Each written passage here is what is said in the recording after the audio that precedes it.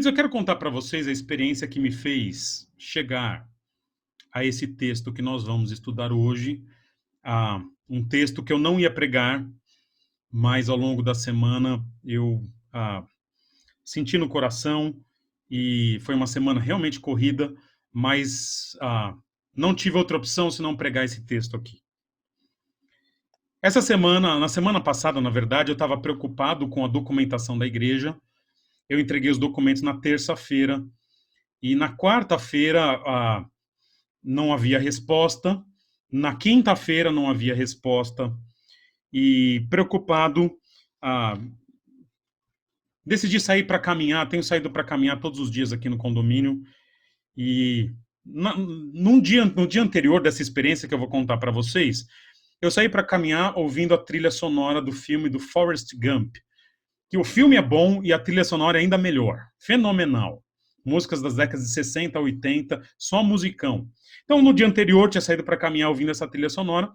Nesse dia que eu vou contar essa experiência para vocês, eu estava saindo para caminhar, fui colocar uma cantora que eu gosto demais, Mercedes Sosa, para ouvir caminhando.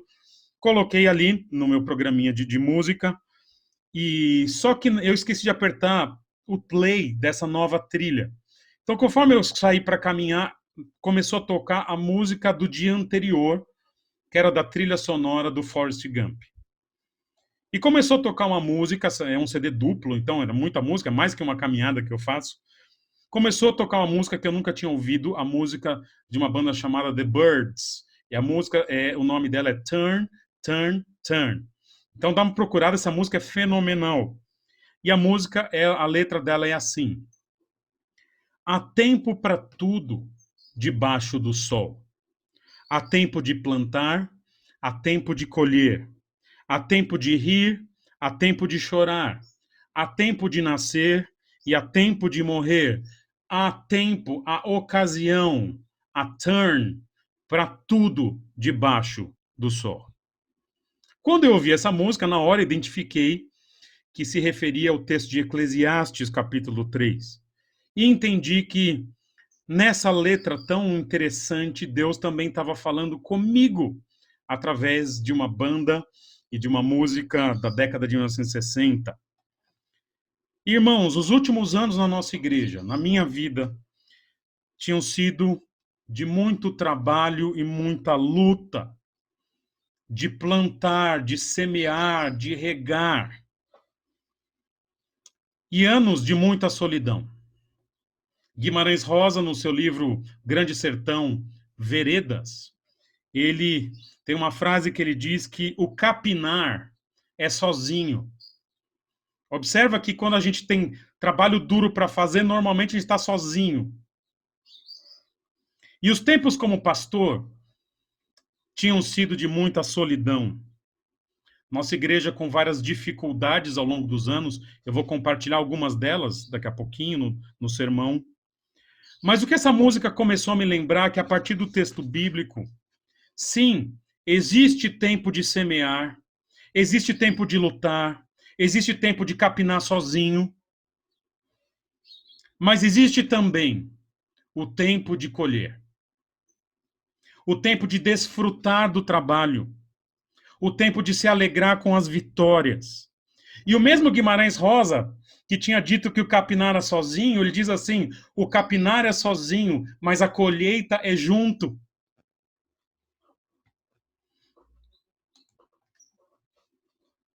Irmãos, o que ficou no meu coração naquele dia é: chegou a hora, em alguns temas, chegou a hora da colheita.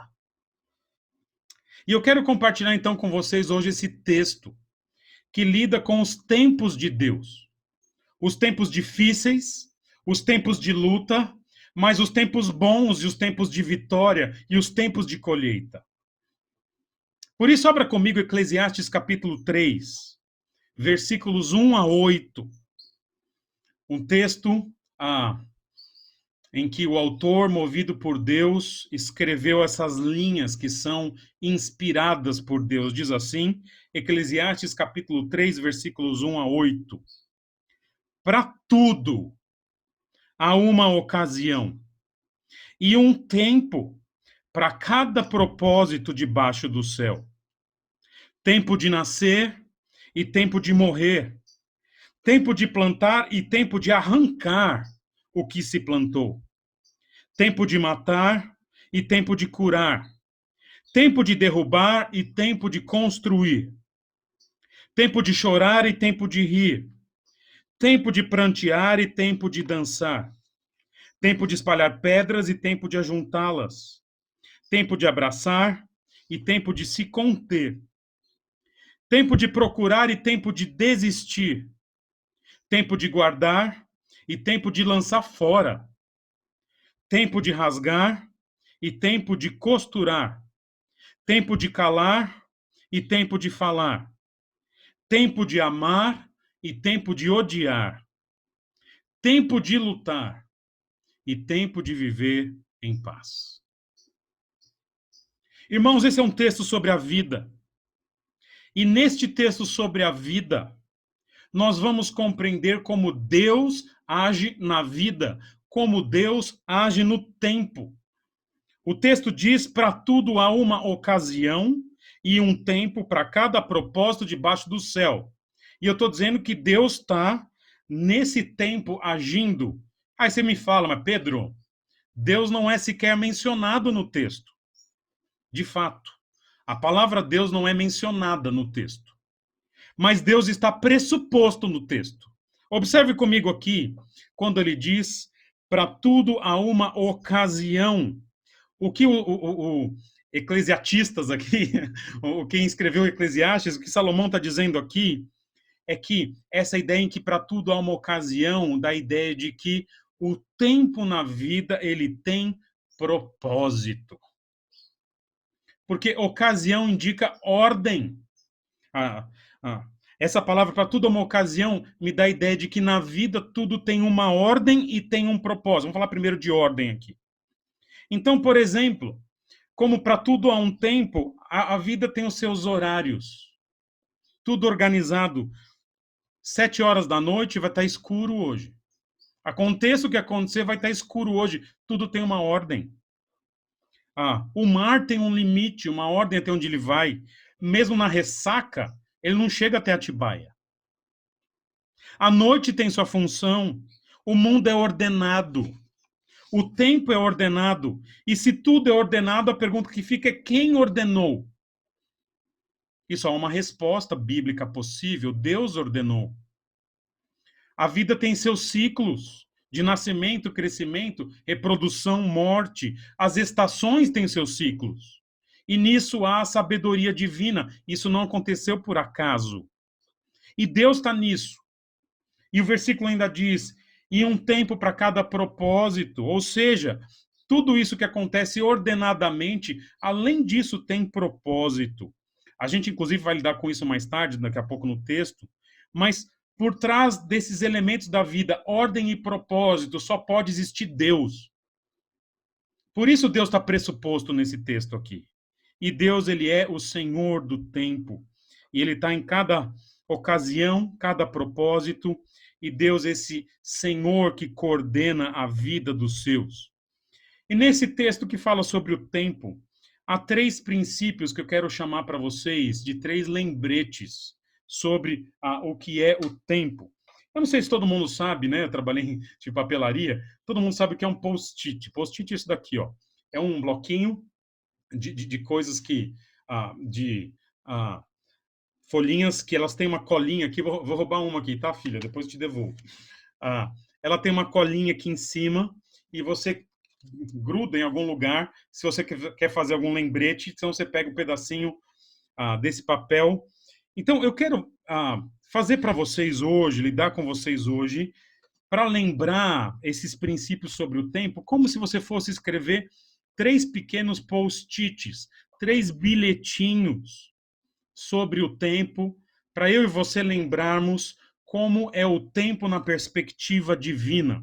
Eu já até facilitei sua vida, se você olhar na sua folha aí que eu mandei para vocês, eu coloquei em formato de post-it, bilhetinho, mas eu sugiro que você escreva também, porque ao escrever a gente grava um pouquinho. Então, eu quero trazer 3 lembretes, 3 post-its, 3 bilhetinhos sobre o tempo, baseados nesse texto que nós lemos aqui. E o primeiro deles é: Deus está presente, ou Deus está nos tempos bons, e Deus está também nos tempos maus. Então anote no seu post-it aí, no seu bilhetinho: Deus está tanto nos tempos bons como nos tempos maus. Queridos, nós lemos 14 situações antagônicas nesse texto aqui. Tecnicamente é chamado de antítese. São 14 antíteses. Ou seja, tem uma situação boa e uma situação ruim. Algo que nós gostamos e em seguida algo que nós não gostamos. E eu preparei para vocês uma tabela com as situações positivas e as negativas. Tem algumas que dependem da perspectiva, mas normalmente muitas pessoas organizariam assim. Olha lá: positiva: nascer, plantar, curar, construir, rir, dançar, ajuntar pedras, abraçar, procurar, guardar, costurar, falar, amar e viver em paz. Queridos, quem não ama? Quem não gosta de situações assim? Quando as coisas boas acontecem, quando um filho nasce, quando é tempo de amar, quando é tempo de viver em paz. Quem não gosta disso? Quando a gente ganha dinheiro, quando o casamento está aquele relacionamento gostoso, quando a gente compra bens que lutamos por tanto tempo, quando irmãos queridos têm filhos, quando tudo à nossa volta é bom. O que a gente costuma dizer é o seguinte: olha, Deus está conosco. O problema é que esse texto não fala só de situações ruins. Situações boas. Para cada situação boa, tem uma situação ruim. Para o nascer, tem o morrer. Para o plantar, tem o arrancar a planta. Para o curar, tem o matar. No construir, depois tem o derrubar, e assim vai. O rir tem o seu chorar. E o viver em paz tem o lutar. E o amar tem como oposição o odiar. Queridos, não existe só tempo de nascer. Existe tempo de morrer também. Não existe só tempo de semear, existe tempo que você pega aquela planta a qual você se dedicou tempo e você arranca. Já contei para os irmãos que uma época eu comi tanta alface da minha horta, mas um dia o alface ficou enorme e eu tive que arrancar.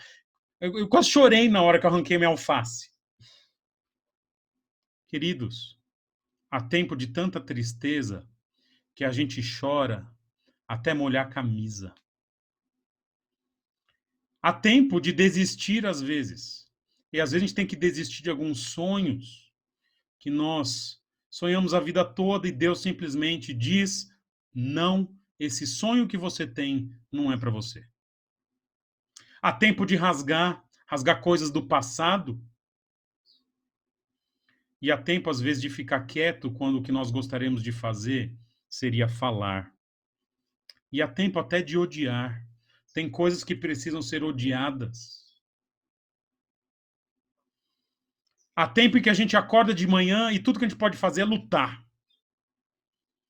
E se a gente dá glória a Deus nos tempos bons, o certo seria a gente dar a mesma glória a Deus nos tempos ruins. O tempo seria...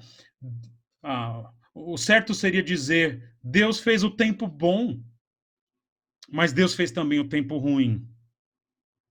Irmãos, hoje para mim é uma data muito especial. Eu acredito que hoje é um dos dias mais especiais da história da nossa igreja. Aliás, em cada um desses bilhetinhos que vocês vão anotar aí, eu vou fazer uma aplicação sobre a história da nossa igreja. Nossa igreja ficou marcada por mim, por um certo tempo, como uma igreja de luta. Eu até costumo dizer que a nossa igreja é casca grossa. Ela lá atrás começou com luta e teve muita luta. Eu não quero nem discutir o passado. eu quero falar do tempo que eu assumi igreja apenas de 6 anos para cá, talvez uma coisinha ou outra do passado eu mencione aqui, mas acho que o mais relevante é a gente mencionar o nosso tempo nos últimos 6 anos. Sou pastor dessa igreja há 6 anos. Ah, eu fui convidado a pastorear a nossa igreja numa quinta-feira. Um dia antes, o antigo pastor chegou e disse: tchau, não aguento mais. Não estou julgando o mérito disso, estou dizendo que foi assim.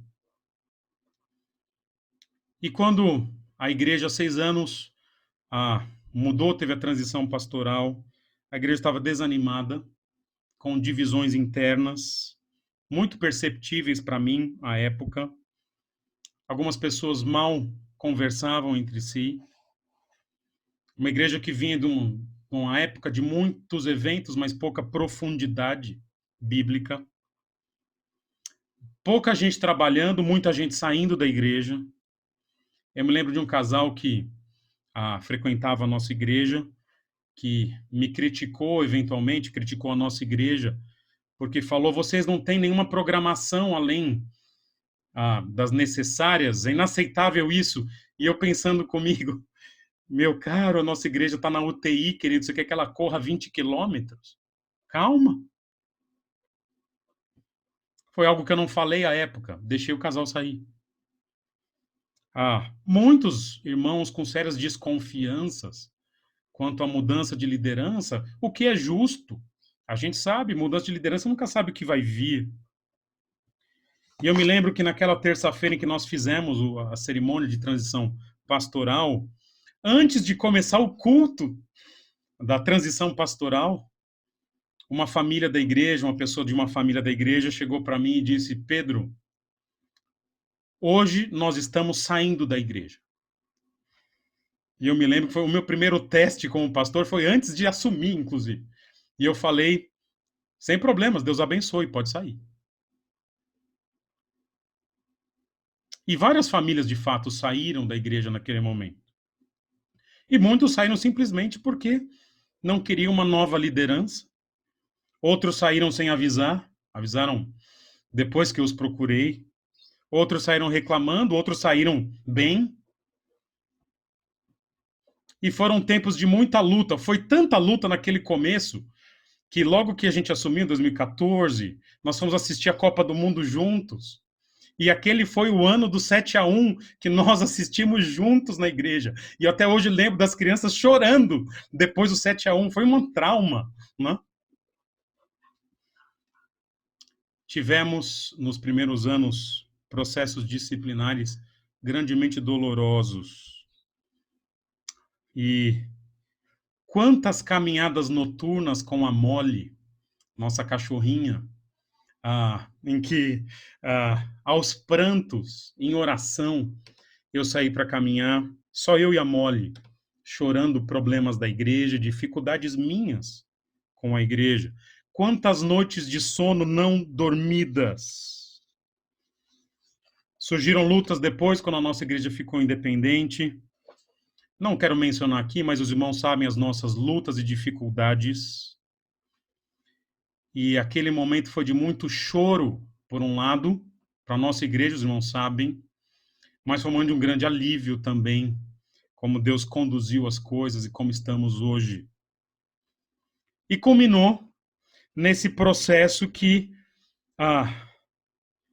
de repente, nós estamos aqui hoje, 6 anos de lutas, mas quis Deus, que nunca nos poupou das lutas, nunca nos poupou, que no mesmo domingo, cada choro e cada lágrima que ainda vão vir, faz parte do ministério, cada injustiça que nós sofremos, enfim, que este Deus quis que neste dia de hoje, 2 grandes lutas, elas começassem a se resolver no mesmo domingo. Hoje, a partir de hoje, teremos uma liderança plural. E a partir de hoje, teremos uma nova sede na igreja. Um novo local que Deus preparou melhor, maior, mais tranquilo, mais seguro. E, queridos, Sabe onde Deus estava quando a gente só estava tendo luta? Deus estava do nosso lado. Em cada choro, em cada lágrima, em cada caminhada com a Mole, em cada momento que eu e os irmãos talvez tenham se sentido solitários, Deus esteve do nosso lado, assim como Deus está do nosso lado hoje, em que a gente vai celebrar vitórias tão importantes para essa igreja. Porque Deus, ele é Deus dos tempos bons e ele é Deus também dos tempos ruins. E Deus está conosco em todos os momentos, seja com processos e pessoas difíceis, seja com processos e pessoas agradáveis, como tem sido a nossa igreja nesses últimos tempos. E hoje, no dia de vitória, para nós que lutamos tanto, Deus está conosco. Porque Deus está presente nos momentos bons e Deus está presente também nos momentos maus. Mas eu quero seguir agora para um segundo bilhetinho que está nesse texto, está aqui, junto nesse texto, que mostra para a gente, a partir dessa tabela que você recebeu e com os 14 itens, uma segunda lição, um segundo lembrete. Então, o primeiro foi, Deus ele está presente nos tempos bons e nos tempos maus. Deus está presente no lado esquerdo da tabela, Deus está presente no lado direito da tabela. Mas o segundo lembrete que eu vejo a partir de cada item dessa tabelinha que eu trouxe para vocês é Deus tem um plano que é individual. Ou para ser bem repetitivo, fazer um pleonasmo aqui, Deus tem um plano individual para cada um. Tempo de nascer. Ninguém na nossa igreja nasceu no mesmo dia, no mesmo horário.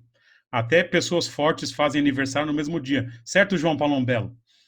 Mas a gente não nasceu no mesmo dia. Eu nasci tipo uns 30 e tantos anos antes.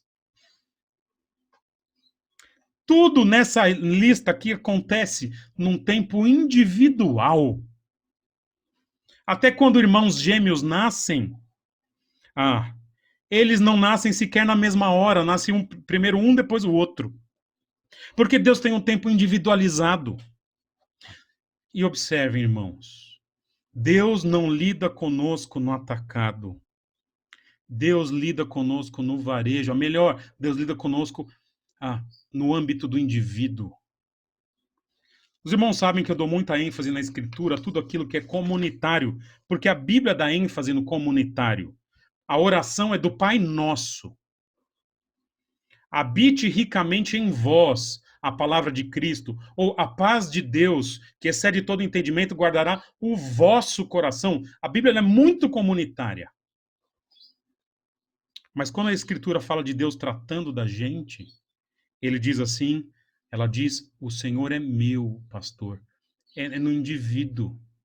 O cuidado de Deus é pessoal. O Pai é nosso, o pastor é meu. Olha que bonito isso. Então a gente tem esses dois lados. E nesses tempos que Deus colocou aí, tempo de nascer, tempo de morrer, de plantar, de lutar, de amar, de odiar, de viver em paz, esses tempos são individuais. É claro que a gente compartilha experiências. Mas normalmente Deus, ele lida nesses aspectos filho a filho. Hoje, por exemplo, nós estamos aqui celebrando muito do que Deus tem feito com nossa igreja. A maioria de nós está celebrando, mas alguns irmãos estão lutando hoje. Alguns irmãos estão no hospital agora.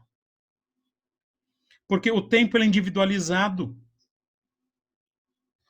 Doutora Deise está lá com a avó no hospital. Daniel está com o Davi ali, fazendo exames. Tem gente que deve estar numa imensa batalha agora. E nesse sentido, eu quero trazer para os irmãos como foi o trato individual de Deus com a Igreja Batista da Trindade. Deus não lida só com indivíduos, Deus lida também com igrejas locais. Apocalipse, os primeiros capítulos de Apocalipse lidam com Jesus e cada igreja. Nossa igreja, então, ela tem uma história que é diferente da maioria das igrejas. A maioria das igrejas, elas crescem e prosperam muito nos seus primeiros 10 anos. Nós estamos com 14, mas a igreja ela teve muitas dificuldades. Talvez ela prospere agora, talvez não. Ah, nossa igreja recomeçou do zero 2 anos e meio atrás, em termos financeiros, do zero. Deus trata com cada igreja. Ah.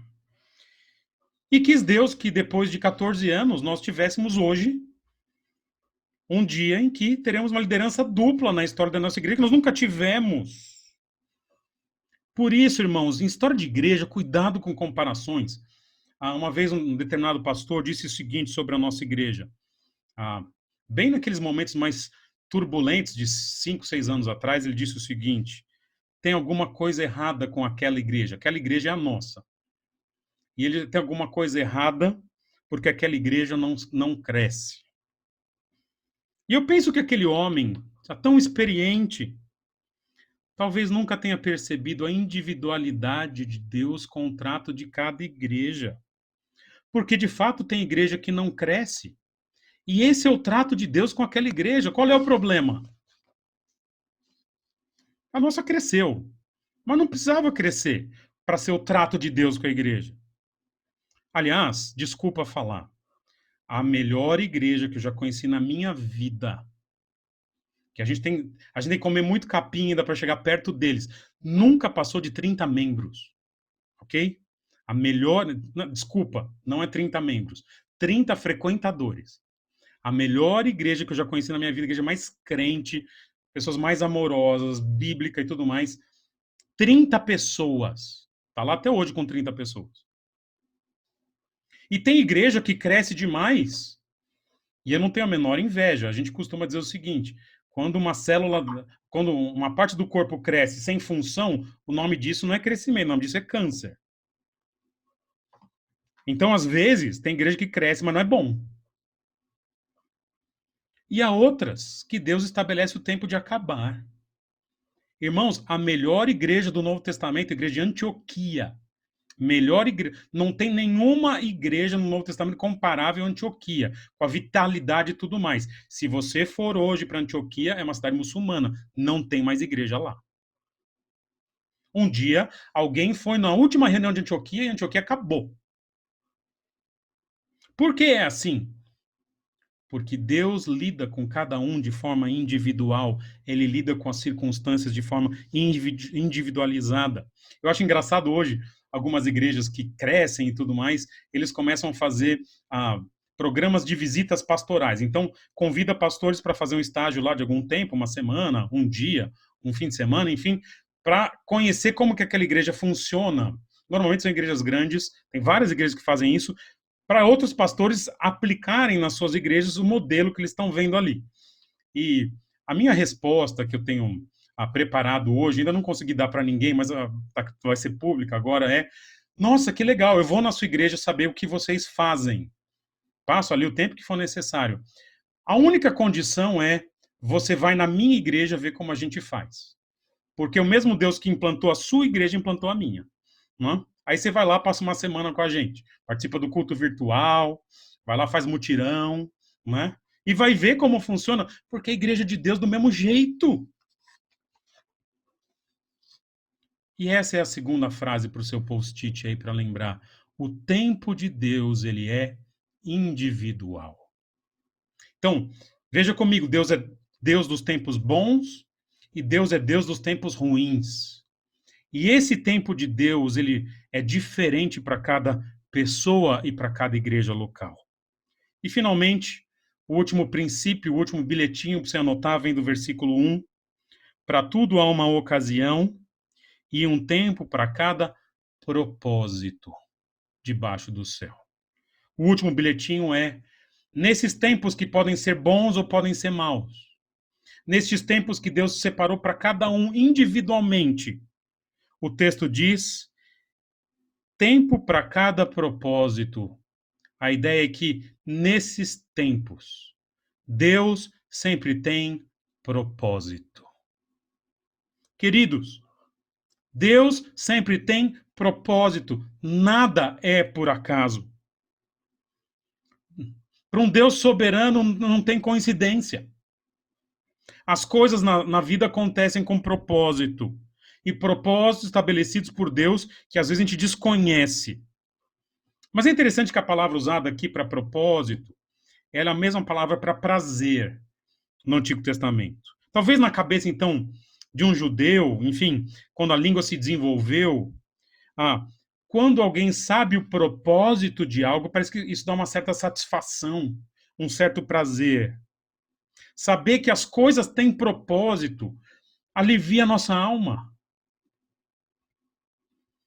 Irmãos, mesmo os piores momentos da vida, que são preparados por Deus, que são individuais, mas os piores momentos da vida, eles têm propósito. Ah, na sua lista aí, por exemplo, morrer, lutar, perder, chorar, prantear, desistir, rasgar, calar, alguns dos elementos da parte ruim aí. Tudo isso que acontece é, às vezes, terrível. E nós nos perguntamos, mas por que essas coisas estão acontecendo? Por que comigo? Queridos, tudo que nós já passamos de luta na vida, que você passou e eu passei, isso não é por acaso. E nos dá uma certa satisfação saber que tudo isso que a gente vive como crentes, isso compõe um propósito maior, eterno e imutável do nosso Deus. E eu quero contar para vocês que esses dias, as últimas semanas, têm sido semanas de intensas experiências sobrenaturais com Deus. Quero contar para vocês duas delas. Pai, não estou virando pentecostal, mas Deus ele atua na nossa vida e eu quero falar para vocês, amo os pentecostais, não é esse o ponto, mas é engraçado que foi diferente o que eu tenho vivido ultimamente com Deus e eu quero contar para vocês um pouquinho. A primeira experiência foi protagonizada pelo nosso querido alemão, o Andreas, né? Que inocentemente, ingenuamente, o Andrés, no meu aniversário, me mandou os parabéns, achando que seria o primeiro a mandar os parabéns, fazendo uso do fuso horário alemão. Ele achou que se ele me escrevesse tipo umas 4 da manhã no Brasil, ia ser o primeiro a receber os parabéns. Ele não percebeu que minha família foi dormir depois da meia-noite só para me dar os parabéns. Turma que é malandra. Já imaginava que o Andrés ia fazer isso. Mas eu contei esse episódio para o Andrés e quero contar para vocês. Ele me mandou os parabéns e escreveu uma pequena frase que eu chorei demais quando eu li. Isso cedinho de manhã no domingo, que foi meu aniversário. Foi uma epifania. E ele escreveu: Pedro, eu sei que Deus te fez com emoções fortes. Essa foi a frase. E o que foi interessante para mim nisso que aconteceu? Eu sempre me perguntei por que eu era relativamente diferente dos outros no sentido de sentir muito as coisas, de sentir especialmente as dores, sentir demais. Tem uma música do Renato Russo que diz assim: eu queria ser como os outros que riem das desgraças da vida, e eu entendo que o Renato Russo que escreveu isso daí, porque eu sou assim. E minha família está aqui, né? Minha esposa, meus filhos sabem que eu sou assim, meus pais que me criaram sabem que eu sou assim. Mas com essa frase do Andrés, foi a primeira vez que eu percebi que ser assim é uma responsabilidade, tem que usar bem isso daí, mas que isso é algo que Deus fez, porque ele colocou com essas palavras: Deus te fez, e eu nunca tinha pensado que esse jeitão Pedro Freitas de ser, para o bem e para o mal, foi algo que Deus fez. E queridos, Deus te fez de um jeito seu, mas te fez também com um propósito. Ele sabe por que ele te fez assim. E foi muito interessante perceber, então, que Deus faz as coisas com propósito. Assim, se você está lutando hoje, está chorando hoje, saiba que isso está acontecendo, tem algum propósito. Deus quer te ensinar alguma coisa. Porque Deus nos ensina nas coisas boas e nas coisas difíceis também. do jeito que nós somos, porque a vida de Deus é assim, ela tem propósitos. Vamos aplicar isso à nossa igreja agora.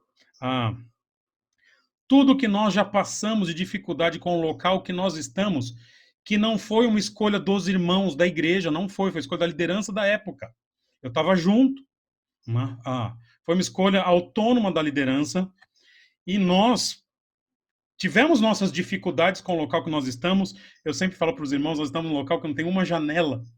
Deus nos abençoou agora com um novo local que tem um jardim de inverno no meio da igreja. Mas todas as dificuldades que nós já passamos por estar no local que nós estamos, nos fez valorizar outras coisas. Primeiro, local não é tão importante assim. Nós estamos aprendendo isso. Aprendemos que a igreja não é feita de prédio, de parede, mas de gente. Que podemos ser uma igreja bíblica, mesmo se estiver num lugar apertado e escuro. E que a gente pode amar os outros em qualquer ambiente. E que a gente tem que lutar para superar algumas dificuldades que são colocadas. Veja quanto que Deus nos ensinou. Falando do presbitério, Deus teve que me ensinar as duras penas que, como pastor, teólogo, irmão, crente, eu não sou minimamente autossuficiente. E que sozinho vai dar ruim, mais cedo ou mais tarde. Ou seja, tudo que nós já sofremos tem um propósito. E eu quero contar mais uma experiência que eu tive vendo como Deus ele faz as coisas. Na sexta-feira passada, depois que a documentação deu certo, eu fui no novo local sozinho.